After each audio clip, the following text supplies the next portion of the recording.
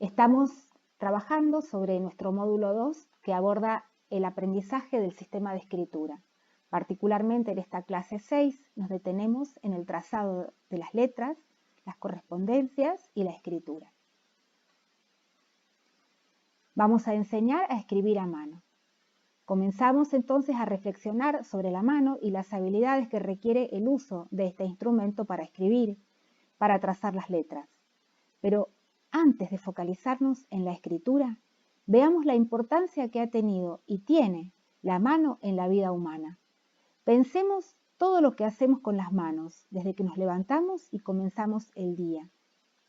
Pensemos también en el sentido especial que tiene la mano para los músicos, los pintores, los cirujanos, los joyeros y muchos casos más. El hombre o su antepasado comenzó a trasladarse caminando. Ya no necesitó la mano para moverse de árbol en árbol. El uso de instrumentos y los movimientos de la mano establecieron los fundamentos neurológicos de la capacidad cognitiva y de comunicación humana. Este cambio posibilitó la realización de una amplia y variada cantidad, sin precedentes, de actividades manuales. El uso de un mayor número de instrumentos controlados por las manos formó el recuerdo de los procesos. Los estudiosos de la evolución del hombre analizan cómo los cambios en el cuerpo, en este caso los cambios en la mano, promueven cambios en el cerebro para controlar y representar los nuevos movimientos. La mano está ampliamente representada en el cerebro.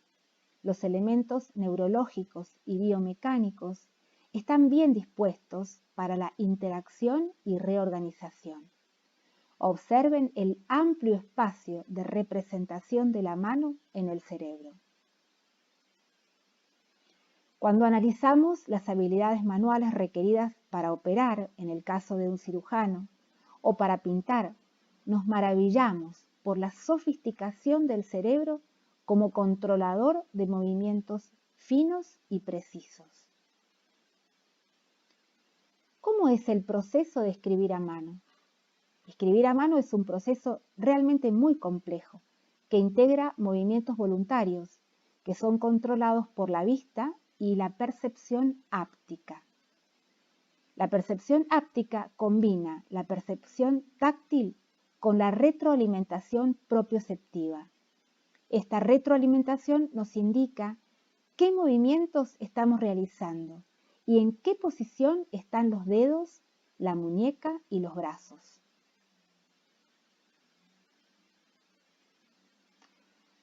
La pregunta del siglo XXI: ¿puede ser la mano reemplazada por el teclado?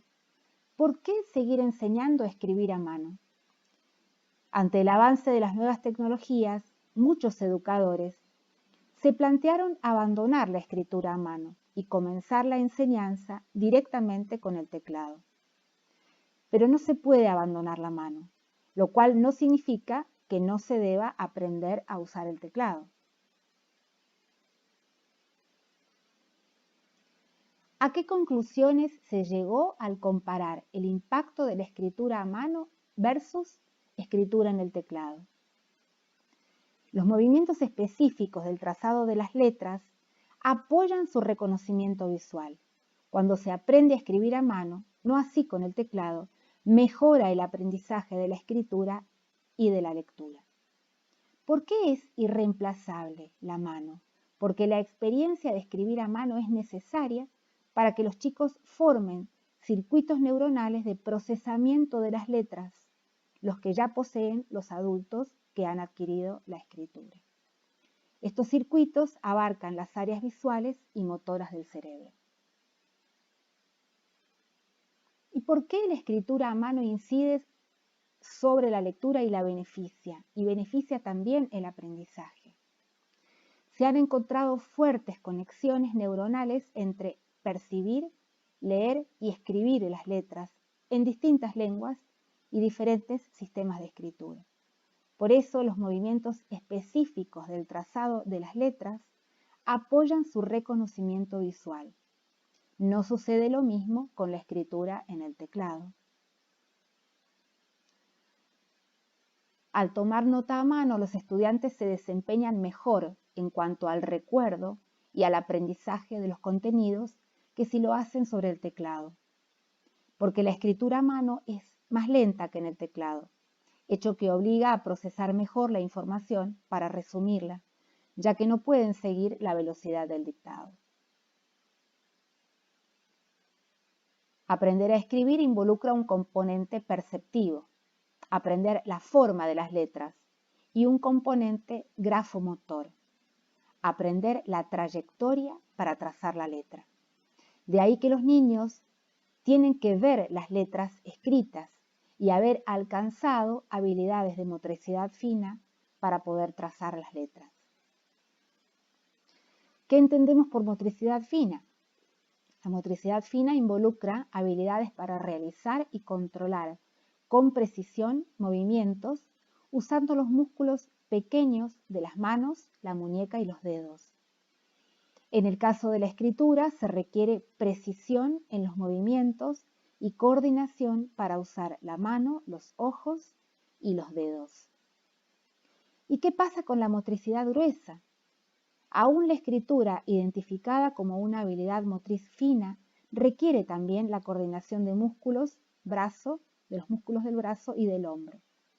La otra mano, la que no escribe, tiene también un rol: posicionar el papel y junto con el brazo contrabalancear el movimiento de la mano y el brazo activos.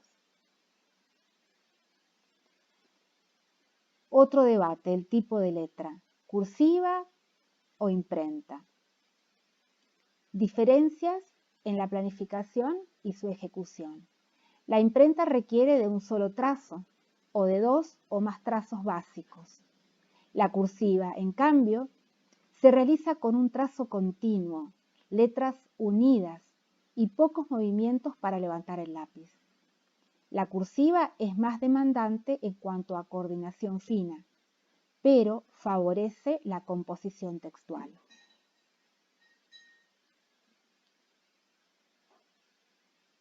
El cambio de letra retrasa el aprendizaje. ¿Por qué retrasa el aprendizaje comenzar con un tipo de letra y luego enseñar otro tipo? Tenemos que tener presente que aprender a trazar una letra implica formar un patrón motor que involucra una representación de todos los movimientos y posiciones para hacerlo. El comenzar con un tipo de letra y luego enseñar otro plantea un doble esfuerzo que carece de fundamento y perjudica, como todo error en las propuestas pedagógicas, a los sectores más vulnerables que no han tenido experiencias de alfabetización temprana.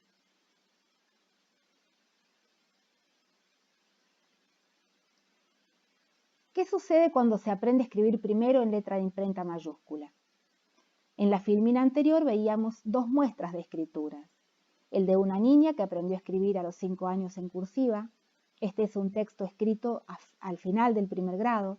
Y el de un niño que comenzó a escribir en imprenta mayúscula y en tercer grado le piden que escriba en cursiva. Vemos que este último niño escribe una oración en imprenta y otra en cursiva porque no puede escribirlo solo en cursiva. Las diferencias entre ambas escrituras no solo residen en la legibilidad del trazo, sino también en la composición. Es una clara muestra de lo que sucede cuando se cambia de letra y se comienza por imprenta mayúscula. ¿Y por qué se propone la letra cursiva? Por un lado, resulta más legible y rápida. Si bien la letra de imprenta minúscula, con la práctica adecuada, es de trazo rápido, el hecho de levantar el lápiz cada vez que se pasa de una letra a otra lentifica el proceso. De ahí que la cursiva sea más rápida porque el trazo es continuo. Por otro lado, consolida el aprendizaje de la ortografía. La letra cursiva consolida la ortografía siempre que se enseñe a escribir en forma convencional, porque forma patrones motores de las letras y de las palabras como un todo, En ese todo se incorpora naturalmente la grafía correcta. La letra cursiva facilita el proceso de composición. Se automatiza más rápidamente. Con la práctica necesaria, la escritura en cursiva se automatiza más rápidamente que con los otros tipos de letras. Es decir, no requiere esfuerzo cognitivo su trazado. De ahí que se observe que los niños, cuando han aprendido desde el jardín a escribir en cursiva, escriben composiciones de mejor calidad que los que han aprendido con otra letra, particularmente aquellos que comenzaron con un tipo, imprenta, y luego pasaron a cursiva. Por otra parte, se accede a la escritura de las palabras más fácilmente. La naturaleza de la cursiva permite memorizar y recuperar la palabra como una unidad más fácilmente que la letra imprenta, que se escribe letra por letra. En la escritura en cursiva, todas las letras están unidas. Las habilidades grafomotoras son más importantes de lo que parecen. Luego de la lectura de un cuento realizada por el docente, se pidió a Facundo que vuelva a contar el cuento y que luego lo escriba. En la filmina está el testimonio. ¿Qué nos dice esta comparación? Vemos una diferencia importante entre el relato oral y el escrito. El relato oral de Facundo es completo, coherente, muestra un buen dominio de los recursos lingüísticos. ¿Por qué no muestra igual dominio en la escritura? Es evidente que al no poder escribir en forma rápida las palabras, se olvida del contenido y escribe solo algunas palabras y abandona la escritura del texto. No tiene habilidades grafomotoras, las necesarias para escribir un texto. Aunque domine el género narrativo en la oralidad, no puede hacerlo por escrito.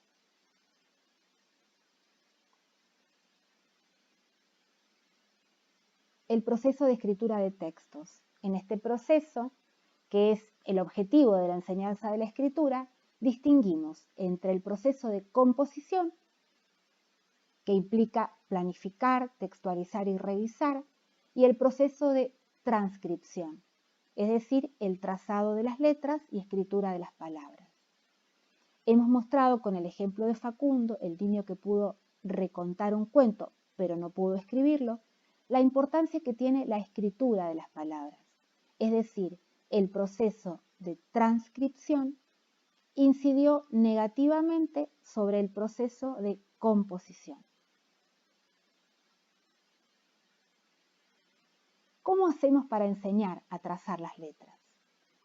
Los planteos realizados hasta ahora sobre la escritura a mano y la importancia de aprender a trazar las letras con rapidez nos llevan a preguntarnos cómo enseñamos esta habilidad que es motora visual.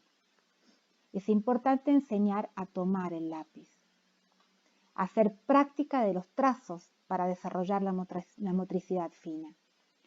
De la revisión de programas de enseñanza canadienses, españoles y franceses, entre otros, y de los estudios realizados sobre este tema, hemos tomado los trazos que se proponen como básicos para el desarrollo de la motricidad fina. Son también el punto de partida para aprender el trazado completo de cada letra. Es importante entonces enseñar el trazado de las letras.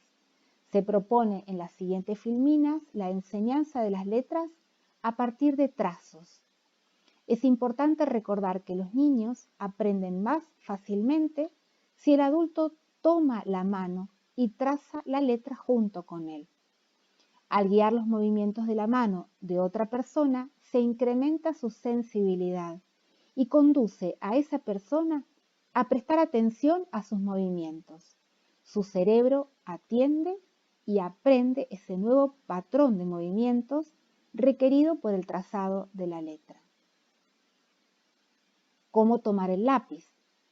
El proceso de aprendizaje del trazado a mano empieza por lograr un buen agarre del lápiz. Existe un desarrollo típico del agarre del lápiz que, no obstante, puede variar e incorporar estadios intermedios, por ejemplo. Se espera que entre los 5 y 6 años se logre un agarre trípode eficiente, clave para el trazado de las letras. Las destrezas necesarias para conseguir un agarre de los útiles de escritura de manera efectiva requiere de un trabajo conjunto de aspectos cognitivos, perceptivos y sensorio-motores. Desarrollar habilidades de motricidad fina y un agarre eficiente del lápiz son partes importantes del proceso de aprendizaje de la escritura. Alcanzar el agarre típico es esencial para el trazado.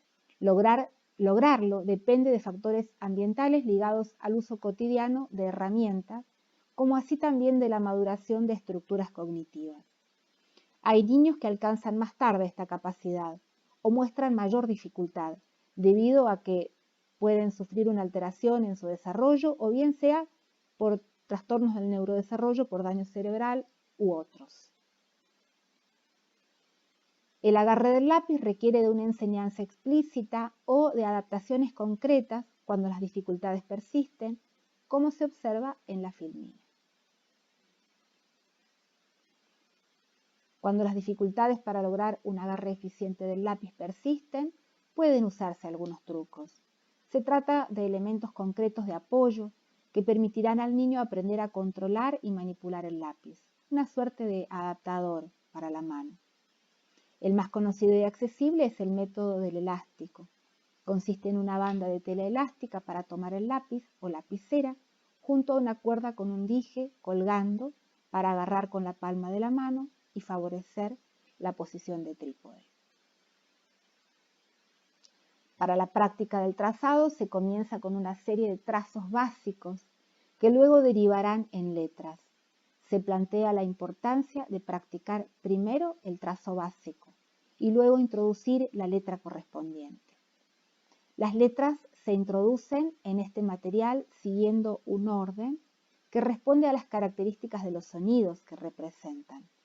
Primero las vocales, luego sonidos frecuentes y fácilmente prolongables como la M, la S o la L.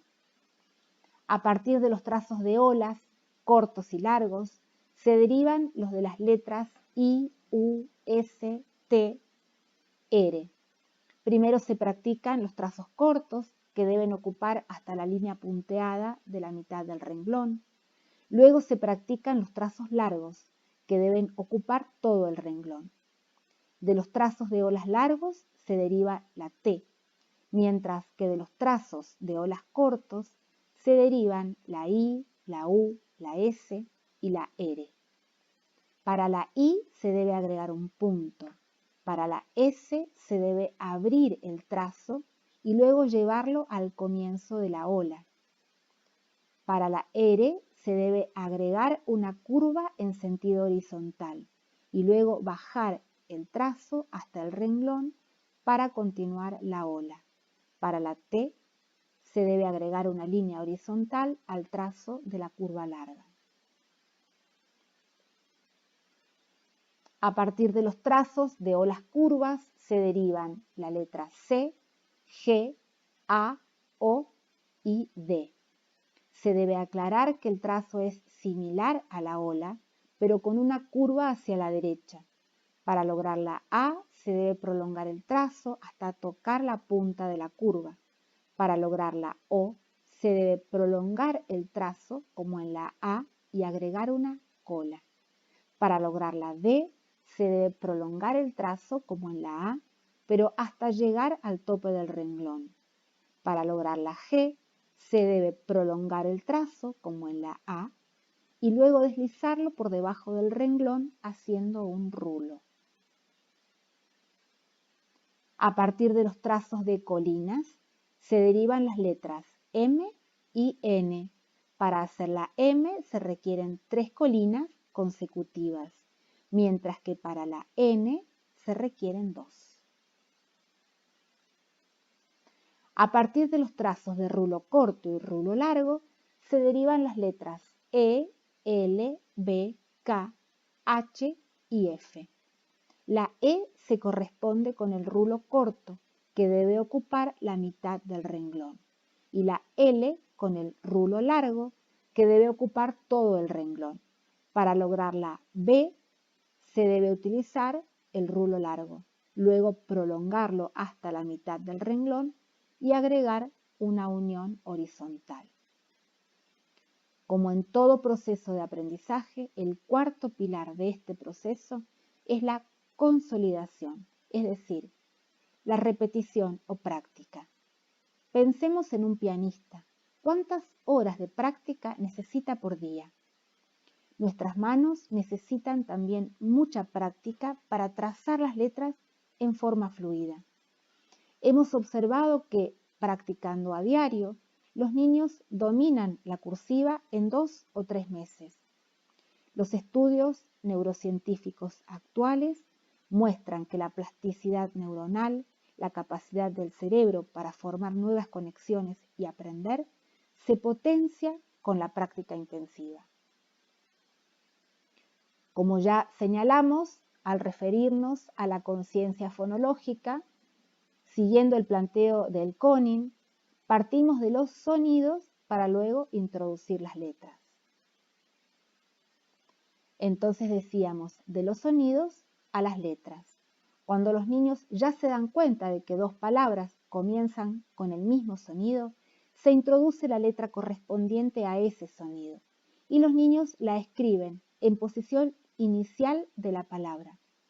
Reconocen el sonido inicial y escriben la letra inicial.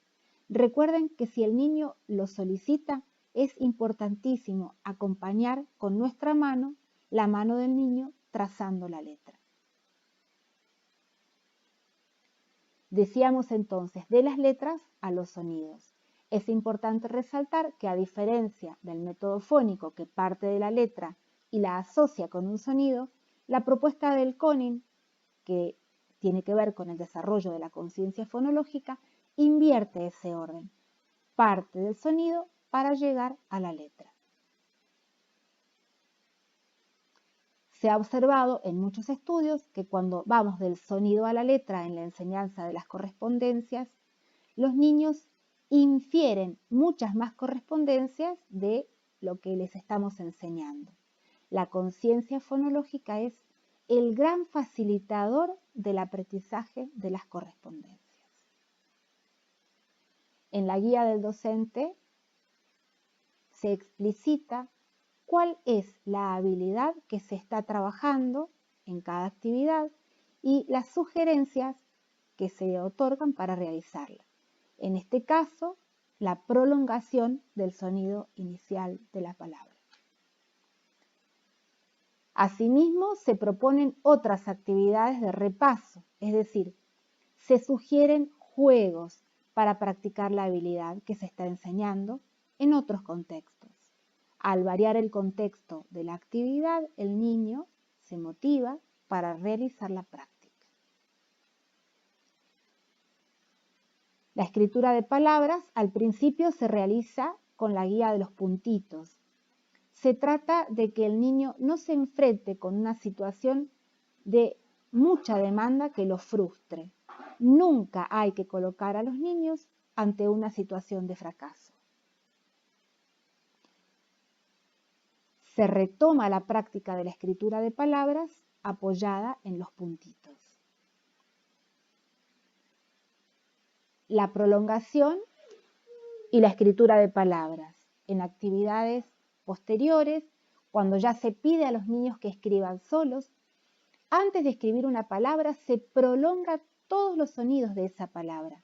Los niños a menudo omiten letras, particularmente en los grupos consonánticos, como la R de trapo, porque no pueden deslindar la R de la T. Es importante que el docente apoye la prolongación para que puedan los chicos identificar todos los sonidos y activen la letra correspondiente y no la omitan. Y la ortografía. Y la ortografía es una convención. ¿Qué queremos decir cuando hablamos de convención? Se trata de un acuerdo entre los países que hablan la misma lengua para que, a pesar de las diferencias fonéticas entre los dialectos, se mantenga una misma escritura. Si la escritura fuera una transcripción fonética, no podríamos comunicarnos por escrito. Por ejemplo, en el habla riojana, rojo se escribiría yojo y en otras zonas, yo sería yo. ¿Cómo enseñar la ortografía? Lo importante es enseñarla desde el inicio. Mostrar la escritura convencional. Los niños son hábiles fonetistas, por lo que pueden reconocer cuando dos palabras tienen el mismo sonido, pero se escriben distinto. A los 5 años, un niño preguntó, ¿por qué Yuya se escribe distinto de Jonathan? Este es el inicio de la conciencia ortográfica, que ya desde jardín los niños pueden ir desarrollando. Practicar ortografía. Los niños no pueden aprender ortografía si no se les enseña. El primer paso en este camino es la toma de conciencia de que un mismo sonido puede escribirse de distintas maneras. Cuando los niños comienzan a aprender a escribir, se entusiasman y escriben palabras y textos breves. Al revisar las producciones de los niños, el docente puede mostrar al niño cómo se escribe la palabra en la que ha cometido un error y pedirle que la vuelva a escribir. Por ejemplo, en esta actividad, los niños tienen que escribir varias veces la misma palabra, el nombre de estos animalitos que presentan dificultades ortográficas. ¿Cómo enseñar entonces la ortografía? No se trata de castigar a los niños, sino de plantearles un desafío. Hay palabras tramposas. Responder siempre a los niños cuando preguntan cómo se escribe una palabra. Al tomar conciencia de que las palabras no se escriben siempre como suenan, los niños, aún los de jardín, preguntan cómo se escribe. Es importante que el docente o el tutor escriba la palabra en el pizarrón o en un papel a la vista de los niños y muestre la escritura convencional. Cuando el docente dice a los niños, escribí como puedas o como quieras, en realidad está promoviendo la formación de patrones motores incorrectos de las palabras que luego resultan muy difíciles de cambiar. A medida que los niños avanzan en su dominio del sistema de escritura y escriben palabras en forma fluida, comienzan a escribir frases, oraciones y textos. Recuerden que ya habían comenzado a producir textos escritos cuando dictaban al docente, es decir, aprendían el proceso de composición. Al dominar también el proceso de transcripción, pueden escribir textos en forma autónoma. En esta actividad escriben partes de un cuento que les han leído.